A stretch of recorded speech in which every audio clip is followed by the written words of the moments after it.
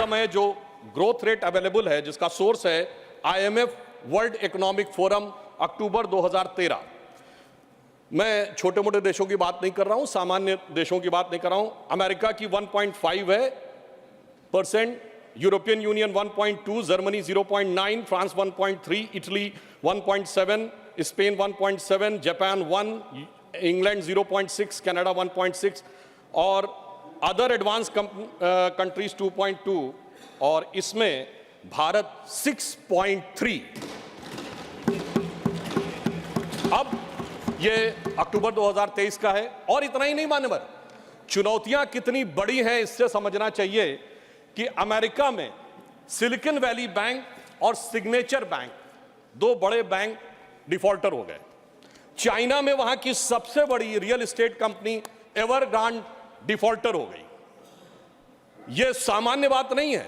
दुनिया के दो बड़े देशों में इतनी बड़ी आर्थिक चुनौतियां हैं और उनके बीच में से मैं विनम्रता से पूछना चाहता हूं, हमारे यहां क्या कोई ऐसी स्थिति का आपको कोई उदाहरण मिला है? यह दर्शाता है कि इन विपरीत परिस्थितियों में हम किस प्रकार से आगे जा रहे हैं। अभी माननीय डेरेक ओब्रायन जी ने जो बात कही थी मनरेगा के संदर्भ में, तो मैं ये भी जरूर स्मरण कराना चाहता हूं कि भारत सरकार ने जो जो जानकारियां मांगी थी वो भी किस रूप में पश्चिम बंगाल की सरकार ने दी है, वो भी सामने आ जाता तो और भी बेहतर था।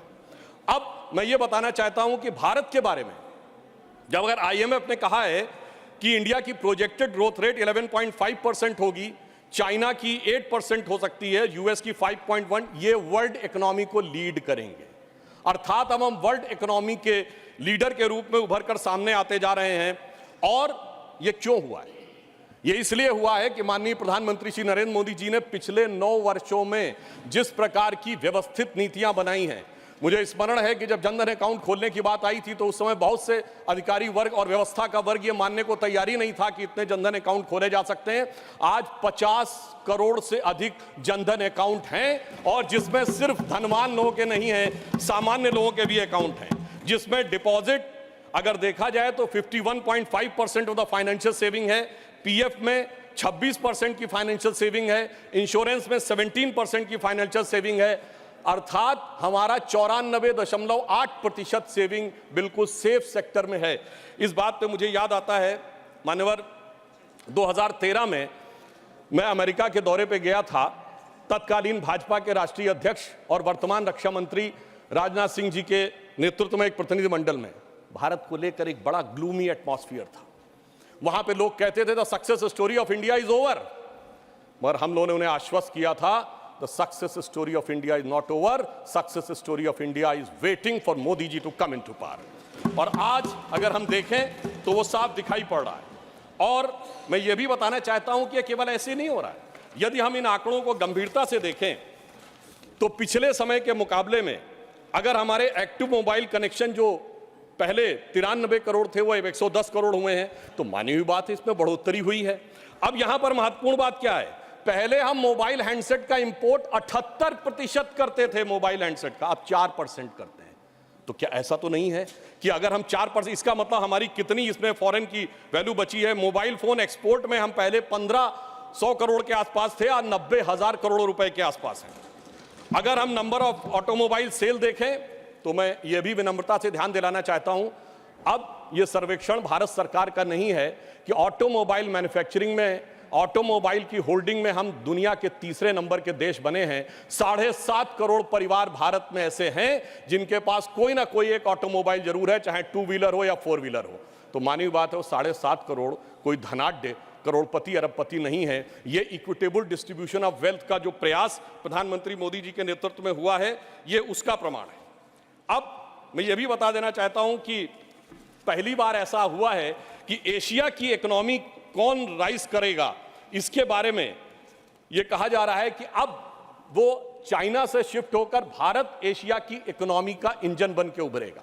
मैं एक और डाटा अभी बता देना चाहता हूं कि जो हमारे कंज्यूमर एसोसिएशन है उसने आंकड़ा दिया कि वर्तमान दीपावली का जो फेस्टिव सीजन गुजरा है और छठ का मिलाकर 4 लाख करोड़ रुपए की स्पेंडिंग हुई है, जिसमें छोटे सामान खरीदने से लेके, घरेलू सामान खरीदने से लेके, बर्तन, सोना चांदी, सारी चीजों में अगर 4 लाख करोड़ रुपए की स्पेंडिंग भारत की जनता ने की है, तो कहीं ना कहीं ये अंधकार से निकलते हुए दीपावली के समान एक नई ज्योति के साथ भारत की अर्थव्यवस्था को ले जाने का एक संकेत भी दिखाता है। और मुझे यह भी याद आता है मान्यवर, जब मैं इंजीनियरिंग का छात्र था, एक दौर था जब भारत का, मैं 91 की बात कर रहा हूं, फॉरेन एक्सचेंज रिजर्व 1 बिलियन पे आ गया था। 2-2 बार रुपये का डिवैल्यूएशन हुआ था, सोना गिरवी रखा गया था। लोगों को याद होगा जुलाई अगस्त की बात, तो एक 91 की दिवाली थी, एक वो भी दिवाली थी जब उजड़ा हुआ गुलशन था, रोता हुआ माली था। एक ये भी दिवाली है जब महका हुआ गुलशन है और ज्योत निराली है, एक वो भी दिवाली थी, एक ये भी दिवाली है। आज पहली बार ऐसा मौका है जब G20 और G7 कंट्रीज में हम दुनिया में सबसे बेहतर स्थिति में नजर आ रहे हैं। मुझे लगता है कम से कम ईमानदारी से इस बात को समझने का प्रयास करना चाहिए। परंतु ये जानते हैं क्यों हुआ है? कारण यह है कि प्रधानमंत्री श्री नरेंद्र मोदी जी इस बात को भली भांति उन्होंने समझा कि उनका धन को किस मार्ग से व्यय करना चाहिए। मैं कोट करता हूं, हमारे धर्मशास्त्रों में कहा गया है, धनात् धर्मः तथा सुखम। धन वही सुख का कारक होता है जो धर्म के मार्ग से व्यय होता है।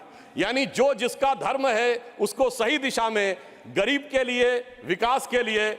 मगर क्या बताएं मान्यवर, जो लोग धर्म के समूल नाश का संकल्प लेते हो, उनके लिए जो संपत्ति है वो भी विपत्ति बन जाती है और वो सुख कारक बनने के रास्ते पर नहीं चल पाती है।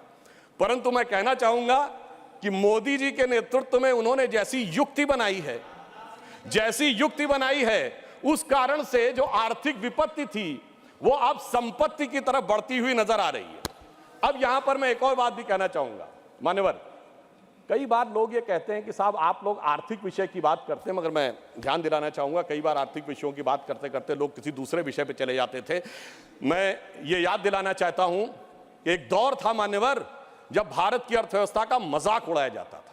क्या कहा जाता था? ये 2% से ऊपर कभी ग्रो ही नहीं कर सकते। इसको कहा जाता, this is the Hindu growth rate.